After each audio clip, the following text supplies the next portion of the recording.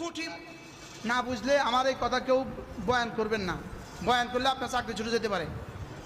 আমার এই পয়েন্টটা কেউ বয়ান করলে চাকরি ছুটে যাব যদি আপনি না বুঝেন। 1 কোটি বার জেনা করার চেয়ে নাউজুবিল্লাহ একদিন ফজরের নামাজ ছেড়ে দেওয়া বেশি গুনাহ। এটা যদি না বুঝে চাকরি চলে যাব, বুঝেন না? বুঝুন, এটা বুঝি কথা হয়, এটাই কথা। বলেন এটাই কি, এটাই কি আমি কি বলছি বলেন তো, একটু বলেন তো কি বলছি। বলেন 1 কোটি বার জেনা করার চেয়ে একদিন ফজর নামাজ ছেড়ে দেওয়া আল্লাহর কাছে জঘন্য গুনাহ। বুঝে আসছে?